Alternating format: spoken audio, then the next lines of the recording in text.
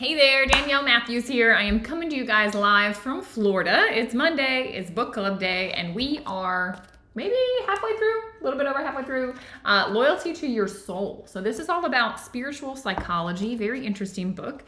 And we're on chapter 7. It's okay to change your mind. And what we're talking about in today's discussion is really about when or under what conditions people actually change their mind. And the reason this is important is because you might have noticed that you have certain beliefs, certain ways of being that are for sure helpful, some of them, but others not so helpful. And the question becomes like, well, how do I adjust those things? Like, how do I change those things? And this chapter really gets into it. It talks about from a spiritual psychology level, what that looks like and how that actually works. So if you are here and you are joining me live, let me know that you are here. Hi, Karen. If you are catching the replay, I also love to know that. So let me know that you're catching the replay. I hope you're enjoying this book. It's been super insightful. There were some things in this chapter that I didn't so much agree with, but we'll get into it. They talk about here, we're on page 127. He says, really, people don't actually change their minds. What you can do is change the contents of your mind, and you do this by changing software, the programs or beliefs you are permitting to be installed and allowed to continue to run. That's the answer. That's what you change. You change the programming. And so the question is, what programming is working that's really helping you, and what programming is running that maybe you're not even aware of that is actually not helping you? That's what we want to discuss. And he got into a variety of things about just what we're aware of and what we can touch and change. You know, he talks about how emotions just really just happen. There's not much you can do. Oops, it says my connection got funny over there. Sorry about that, guys. Maybe I didn't get on. We have Starlink. Starlink has now been installed, and I might not have done it on my phone, but it's on my computer. So things are going well over here on the computer. So if things get messed up, just jump over to Facebook. Okay, so emotions. These just kind of happen. We don't have a lot of control over them, as we've probably all experienced. Emotions just, they occur. He gives the example of saying, like, if I give you $1 million, could you fall in love with this person? Like, could I just select a person for you to fall in love with? And you're like, it's hard to make yourself have an emotion. You can't. Unconscious thoughts and beliefs, they're unconscious. We don't have much control over them. He's pointing to, he talks about the authentic self and how it's just a witnessing presence, how it's not really like in the game of the day-to-day. It's witnessing the whole thing. But where we do and are able to exert control is the mind. He says you certainly do get to choose what you hold in the mind. You get to choose your attitude, what you believe, what you value, and which thoughts you will ruminate on all day long. You actually get to choose. Once you realize that you're not your thoughts, you get to realize that I can choose the ones I want to engage with or not. It's precisely because you have such relatively easy access to the mind and so little access to these other levels of awareness that the mind becomes the focus for much of the self-help work that's available today. All right, I think there's probably one of the most famous self-help books is called Think and Grow Rich. And the answer is in the title, right? Think. It's about the mind. It's about what you're thinking. It's about the belief systems. It's about the software that is running in here. Okay, so he then kind of lays out like the 2 ways that you can work on spiritual evolution. And this is a helpful framework. So he says, number 1, you can do things like meditation, like prayer, like contemplation, selfless service, these sorts of things. Now, how many of you have done those sorts of things and it's helped you quiet the mind, right? Being out in nature, doing things that are more stilling. Okay, many of you, I am sure, have done these things. Do they help? Yes, they for sure help when it comes, hi Charlotte, when it comes to wanting to start to master the thoughts, quieting them, learning how to quiet them. All of these things are things that are helpful, that are more stilling. They help you quiet the mind. Now, the next thing he says is working through your ego. It's actually working through the mind is another way that you're able to do this. And it's by looking at your beliefs and realizing I can change my belief systems, I can change the thought patterns, and I can actually shift them in a more positive direction. I just launched and we just ran the How to Not Be Triggered journey, a 7-day journey. It just wrapped up. And probably you, as you're reading this chapter, if you did that journey with me, you're like, oh, this is everything. This is exactly what I was getting at. What are these beliefs, these seeds that are there that are getting triggered? And what can we do with them? And that's exactly what he gets into in this book. And he gives some interesting examples. But Remember this, right? We are, this is a quote from Emerson. He says, "We are prisoners of ideas. A man is what he thinks about all day long." There's that famous saying, right? Your thoughts become your words become your actions become your character, and your character becomes your destiny. So what you think matters a lot. And what you speak, and I would say not just what you speak externally, but what you speak internally holds a ton of weight and a ton of power. All right, so the key is, because the mind is where you have the greatest amount of choice, it's here where we direct our attention. It's here that you can gain tremendous amounts of leverage. You get leverage by understanding how the mind works, why it's operating, and seeing the moments where it kind of opens and shows itself to you. Yet, this is the software that's running, okay? So I loved, I'm on page 132. I thought this really got to the heart of it, so we're going to dive in. This is the human story, and I'm just going to read because there's no reason to paraphrase. He says, "Rules do a prison make." Have you ever noticed that when something you don't like happens, you often react by getting upset? It's so automatic to move instantaneously into the victim role and justify your disturbance based upon the obvious offensiveness of the infraction. What happened out there? After all, who wouldn't be upset by such bad behavior? It's so easy to move into what they call the "I am upset because." And how many of you caught yourself in that, like in the last week? Well, they should have done this. Well, I'm upset because of this. I mean, I caught myself. It happened to me. I'm like, what? They decided to do this. Doesn't make any sense. You know, and then I laughed because I'm like, why did I let myself get upset? But it happened because it happens in a flash. Okay, he says, and then you can justify your reactions, place blame on others, and build a fortress of self-righteousness about the whole situation. We do it. Now, you have a territory to protect, and now you stand at the ready, ever on guard, prepared at a moment's notice to sally forth with sufficient ammunition to combat any challenge to your position. All right? Faced with the choice between changing one's mind and proving that there is no need to do so, almost everyone gets busy on the proof. People hate to change their mind. It becomes a part of them. All right, so this is the key. He says it doesn't seem to occur to many people to question what inner part of themselves is disturbed or why what just happened is so disturbing. This is what we got at in the journey of how to not be triggered. It's the seed, right? The seed to the weed. You guys remember that teaching? It's the seed that's under there. This is the key to understanding, why did I just get so upset? Like, rather than automatically blaming externally, which you can do, but it doesn't actually resolve anything. Why did I get upset? It's some poison that's inside of me that I don't want to keep, right? What can I do? I can look at that. I can go, okay, is this serving me? Where is this coming from? What is this? He says, you start to ask this question: who made up these rules in the first place? And why am I following them without taking a closer look at them? Ask yourself this: what is the operating system that I am operating under? And is it a good one? Should I continue to do it? Who gave it to me? Why was it implanted in me? You know, why do I think this way? Why do I react this way? Is it helpful? Is it not serving me anymore? Maybe it served me at one point. Maybe it's not now. All right, you've got to ask, where did these rules come from that I am living under? That's what you need to ask. He says, to respond to this provocative question, these rules are taught to us. They're taught to us by our parents in early childhood, authority figures. Culturally, they're taught to us. We derive many of them by what's modeled to us when we're small, even overheard conversations. I mean, it is amazing to me. Like, my boyfriend's from Cuba. And so it is amazing, just these little things that come up that I'm like, what? Like, it makes no sense to me, because how he grew up and was raised, like, just like getting rid of old stuff. I mean, this sounds terrible, but it's definitely an American way of just like, well, it's okay. You can toss it because you can get another one, right? Oh, it's fine. No worries. We'll just get new ones.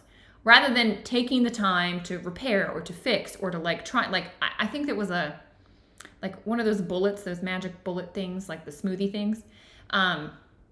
It broke. And I'm like, oh, I'll just get another one. Like, they're like $30, you know, they're like nothing. And he looked at me like I had lost my mind. He's like, no, I'll fix it. And he gets a screwdriver out and he takes apart the whole thing and he fixes the thing. He repairs it. I'm like, how did you even know how to do that? And he's like, well, this is what we had to do in Cuba growing up. It was very limited. Like, they didn't have, you couldn't just go out and buy another thing. You had to figure out with what you had how to make things work. And you just don't get rid of stuff because you might need it. And he's like, well, we might need the parts from that for something else. And I'm like, for what? It's different. And so he always keeps things, and it's amazing. Like when we got our chickens, he built the chicken coop from stuff that he had just kept, because he's like, this old door, well, it's great wood, we're not going to get rid of it, we're just going to keep it. Well, that door ended up being great for the chicken coop, right? Like all of these things. It's just a very different way, because he was brought up one way, I was brought up another way. One's not right or wrong. It's not good or bad. It's just you see these things. I mean, think about what side of the car you drive on. Right now, my mom's over in Australia. So is my dad visiting my sister. And mom said she got out of the airport and went to get in the car. And my sister's like, hey, other side. And she's like, what? And she's like, other side. And she's like, what? Like just not processing that she's trying to get into the passenger door, but that's the driver's door in Australia. And it's like, who's right or wrong? Should the driver's side be on the right side or the left side? Like, who decided this? Do we drive on the right side of the road or the left side of the road? Well, in some parts of the world, they do one thing. In some parts of the world, they do the other thing. Like, this is where it's like, wow, we are ingrained with things that we just believe, well, that's just the way it is. Well, who decided? Who made those rules? And are they good rules? Right? This is, hopefully I'm pointing out to you some things that you can catch where, these are silly examples, like easy examples, but I'm talking about this happens in your mind. Well, I should be upset because you said that thing. Well, I am justified in judging you because you did X, Y, Z. Well, I should be angry at you because you did X, Y, Z. Like, this is where we need to stop. This is where we need to look. All right. He says, but where's the power? Asking yourself, how could you take a closer look at the author? Guys, the author is you. Who is the one? Look in the mirror, he says. Look in the mirror and you're seeing the individual who has brought these standards and is now enforcing these standards, these ways of living, these ways of thinking, these ways of being. You're enforcing them, he says, as severely as a dictator ever did, and makes you comply with them readily like a recent military recruit. Things are unconscious and they're automatic. And you don't even realize you're doing it. You've been doing it for so many decades that you don't realize that you, in fact, are choosing to operate in this belief system, and you are choosing it again and again. It's crazy. It is crazy to think. Okay, so examine. He says nothing.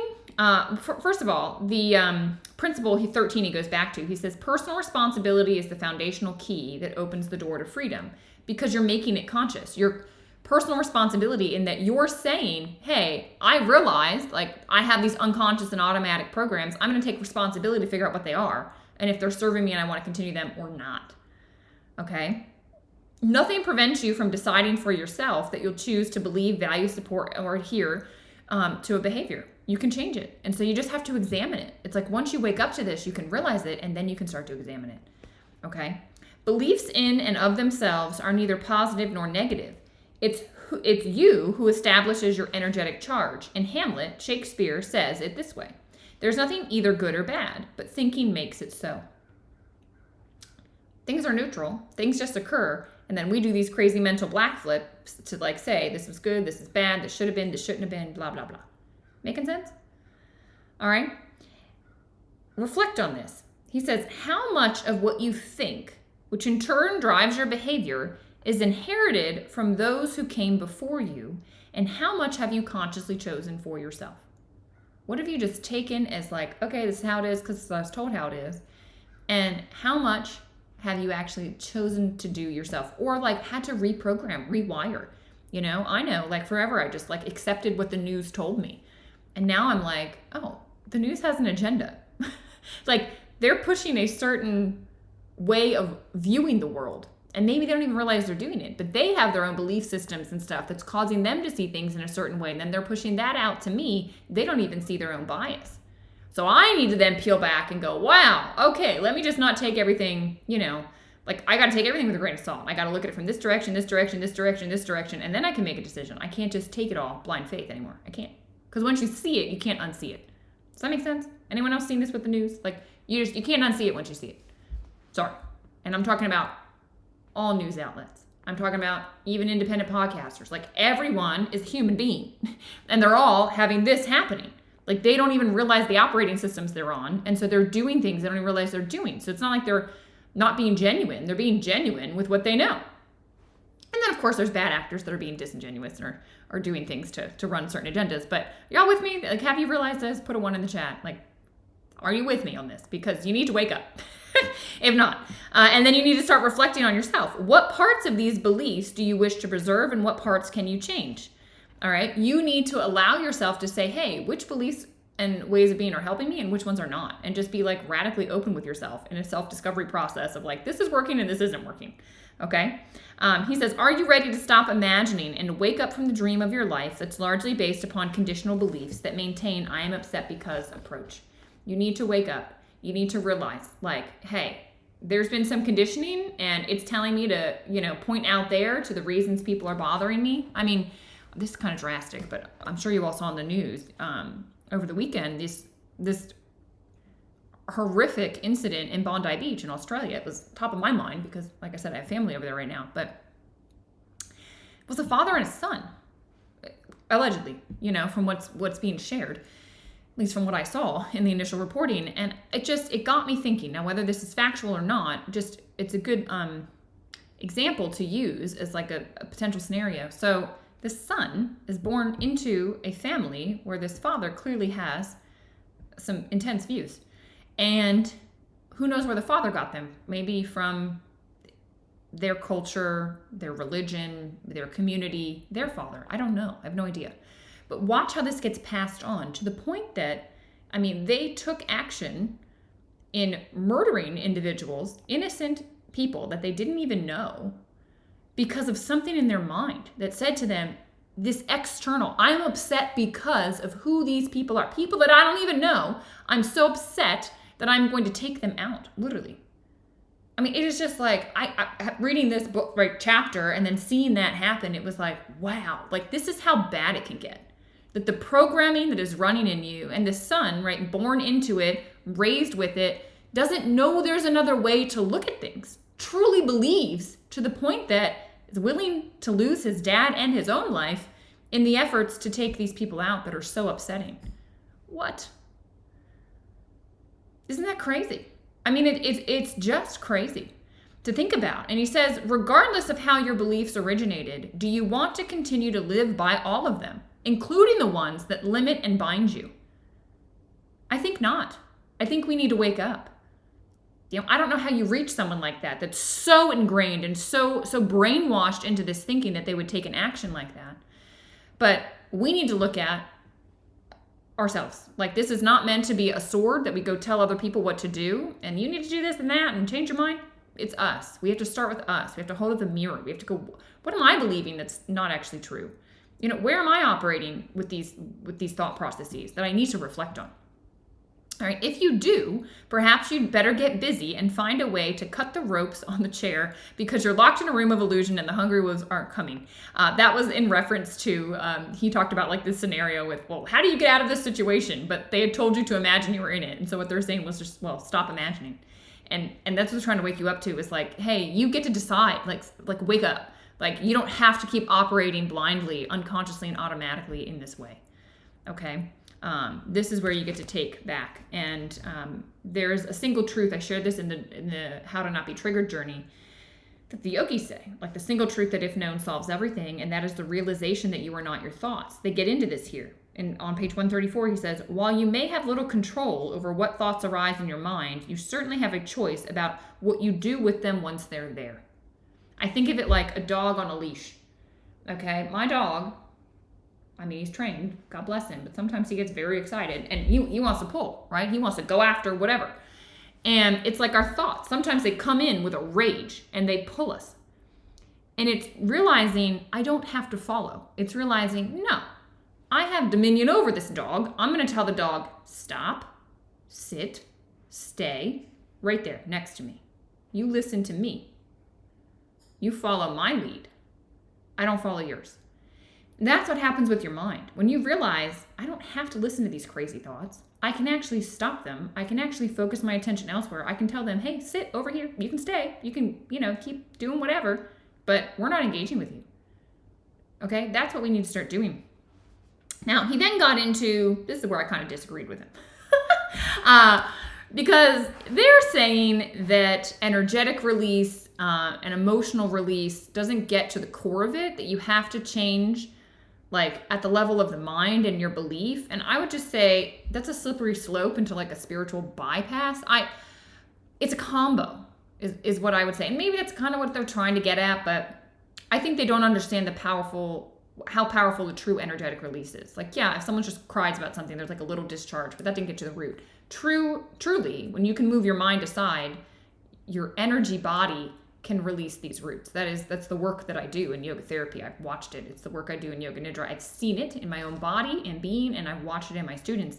And yeah, you can release things at the energetic level, and it does repattern the belief system. In fact, it just vanishes the whole thing that used to be there. So I disagreed with this guy. I think he's maybe just not aware of some stuff. But he is accurate that if you can get to the core belief of something, it can be difficult because there's layers. There's layers. If you've ever done my inner management mastery program, you remember me talking about like the sunglasses. We view things with a certain lens, and then there's another lens on top of that, and another lens on top of that, and all of a sudden we're looking at something and we think we're looking at the situation, but there's like 5 layers of sunglasses and ways of seeing things that's not actually accurate. So you're not seeing the current situation for what it is. You're reacting from your unfinished past. You're reacting from these belief systems, and it's just like totally not right. So anyway, he kind of pulls all of this into his principle for this chapter. And the principle was, what you believe determines your experience. And this is what I teach all the time. External world plus your internal response equals your experience of life. Your internal response, you have dominion over. You can choose it. And are you choosing wisely? Or do you have some pattern running you, some software running you that's not helpful? That's where you need to look. Okay? He says the stackers know very well that what you do is almost totally determined by what you believe. So it turns out that what you believe is essential to the quality of your everyday life experience. The reason why this is so important is because people's lives unfold in accordance with what they believe to be true. You will continue to get external situations that are going to make you reflect on your internal response to create the reality you want. You've got to work on your internal response. And he gave a really good example of like a practice that you could work through. I think it was like 4 questions that you could kind of ask yourself. So it'll hit on them briefly because we have a little bit of time. He basically says, center yourself and bring a situation that's triggered you into your awareness, a negative emotional reaction. And it's best to select a recent one that still feels fresh in your consciousness. What happened? What did you feel? How did you respond? So you got to take your own time to do this, but just like write it out. Sometimes it's just really good to just like put it on paper, like pen to paper. Then he says, assuming the premise that underlying every feeling is a belief and or value, what was your definitions of reality associated with this situation? So ask yourself what the other person should have done differently. How should they have changed so that you'd be okay? Or ask yourself what was wrong in this situation and what would be right according to your definitions of reality. It's going to help you see your belief patterns. This is why these sort of levels of questions are really helpful. He says then, is there another perspective you could choose to hold about this situation that you anticipate would result in a more positive feeling? If so, what might it be? He's not saying you have to choose it. He's saying, what could you do in this situation? What could make it a little different? And then, if you held this new perspective, how do you suppose the situation might have turned out differently? All right, it's helping your mind, your programmed mind that is so unconscious and so automatic, to just give a little space and go, well, maybe there could have been a different reaction. Maybe I could have handled that differently. Maybe it's not that they should have changed, it's that I should change. And that's where your power lies, truly. He says, as you become more conscious, the very notion of more conscious tends to mean that you are already changed some of your belief patterns. Sometimes the changes can be easy and sometimes they'll be more difficult. That's the truth. The challenge is always the same, to choose a mindset and ensuing behaviors in accordance with the highest awareness you can muster at any given moment. Thus, the willingness to evaluate everything in service to your spiritual growth is essential. That's what it's all about. That's what it's all about. For the fact of the matter is, while all views are to be respected, not all equally valuable insofar as spiritual awakening are concerned. And different beliefs do tend to produce different results in the physical world or goal line oriented reality, but we're looking at spiritual evolution. That is what we are looking at. And so he gave these sentence starters at the end of the chapter. I hope you're doing them. They're helpful. He says, if what I believe determines the quality of my life, then what? I said, then I should audit them frequently, my beliefs frequently, for accuracy and the outcomes that they're actually producing. Period. Like, that's it. He says, one should that I'm aware of is based upon the belief that, and I said, things should happen in the timing I want. This is something that I'm constantly having to bump up against. I want things like now. And I might consider changing that belief to all things happen in divine timing when all is actually ready for them to be. And I need to let go of my own time frame of that. So I know that's one thing I'm working on, but you guys obviously are working on your own things and your own awarenesses. So it's helpful to reflect on. Now we are moving into the holiday season and travel and all of these things. So we are going to pause book club until the new year. I believe that the first Monday of the new year will kick back. Is it the 5th? I don't know. I don't remember. But we'll see it then, and we'll start on chapter 8. Now, chapter 8 is a bit longer, so we'll read about halfway into it. You got a few weeks. You can read the whole thing if you want, but we'll talk about halfway into chapter 8, about 10 pages in. We'll cut that chapter. It's 20 pages, so we'll cut it into 2. And we'll meet back at the start of the year. So have a fantastic holiday. Have a great end of the year. This is a perfect opportunity to witness your triggers and to have all of this spiritual growth opportunities because, as my teacher always says, if you think you're enlightened, just go spend some time with your family. And you will see that there are triggers there, and you will see that there's plenty and ample time for you to work on those things over the holidays. So lots of love to all of you. You're very welcome, and I will see you in a couple of weeks as we finish out chapter 8 of Loyalty to Your Soul. Bye, guys.